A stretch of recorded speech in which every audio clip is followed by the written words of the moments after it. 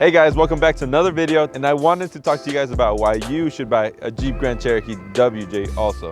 Let's get started. So this model of Jeep Grand Cherokee, which is from 1999 to 2004, is the last model that came with solid axles. So what that means is there's no independent front suspension like all the new cars come with. Instead of going like this, it's just one whole axle that moves side to side, and that's with springs and shocks and control arms. The reason you would want that is because it's easy to upgrade. There's a lot of strong, solid axles compared to independent suspension. A lot of the Toyota guys swear by independent suspension, but stick with one of these. Solid axles a lot cheaper to lift compared to independent suspension. And now these Jeeps came in a lot of models, and one of the things that I do love about mine is I have heated seats. So when it's cold, turn that on and you're good to go. It warms you right up. Some of the models, they came with sunroofs, some came with leather, basic cloth seats. There's just a bunch out there. And these do have AC, as long as your blend doors are good. So you don't have to worry about the heat. So these Jeeps are super comfortable. They're very roomy. I'm 6 feet tall. So for me, I actually like how I fit in this car. The reason I chose this car is because I had a ZJ before and I liked the comfort of that. And this was a major upgrade compared to the ZJ. There's a lot of room. You can look over your shoulder, no problem. You have a lot of visibility. This is a comfortable ride for sure. These Jeeps, they came with a lot of room. They're not super big. They're not like a Tahoe or a Suburban, but they still are an SUV and they do come with a lot of room. Once you open the hatch, you get a lot of room there. You can stick a bunch of stuff.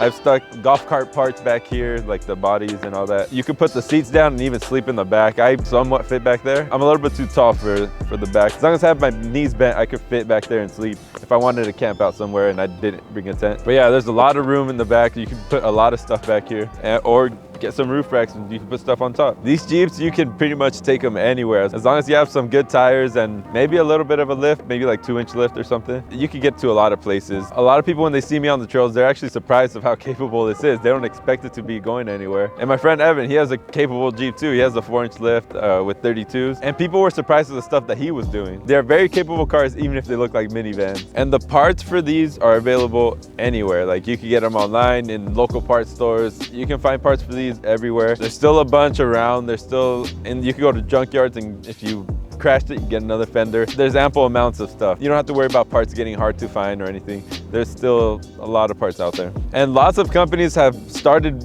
actually fabricating parts for these, like HK Offroad or Cho Forge or any of the other brands. There's aftermarket bumpers, aftermarket sliders, control arms. There's a bunch of parts for these. You can find them on the internet. So if you do want to build a very capable Jeep Grand Cherokee, you can. I don't know about you guys, but to me, they're timeless. Like they don't look old. For being almost a 20-year-old car, they don't look like it. And you can buy newer headlights to make the look of the Jeep newer. I just polished mine so that way it's not all yellow and faded. You can check out my videos of how to restore the trim to make the car look new too. The design of the car isn't too old. Like there are some edges like on the fenders or the hood that make it look a little bit newer. So I like that about this Jeep. Now, this is very controversial about the inline 6 versus the V8s on these Jeep. Personally, I've only had the inline 6. They've been nothing but a good engine to me.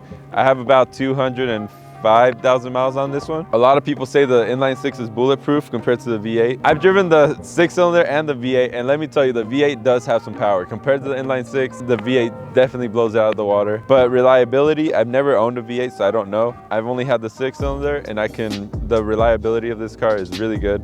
The only thing that you would have to replace is like worn parts, like I replaced the starter, battery, nothing really serious. But a lot of people swear by the V8 being reliable as long as you maintain it. Either way, you can't go wrong. And last but not least, the prices of these Jeeps, oh my God, you can find them for $1,500 running, maybe even lower in your area, depends where you're at. Around here, they range between $2,000 to $3,000 for a pretty decent Jeep, pretty clean. You can get like some with dents and stuff for about $1,000 to $1,500. It just depends where you're at, where you're located, the mileage, of course. When I paid actually $3,000 for this one, but when I bought it, it had 160,000 miles, I believe. But it's been good to me, so I can't complain. Actually, I did get death wobble, but pretty much fixed, so we're good to go. Anyways, that's the video. If you guys enjoyed it, give it a like, leave a comment, share it with a friend. I do recommend getting one of these, especially if you can find it for a decent price. It makes a really good off-road car, so go pick one up. What are you waiting for?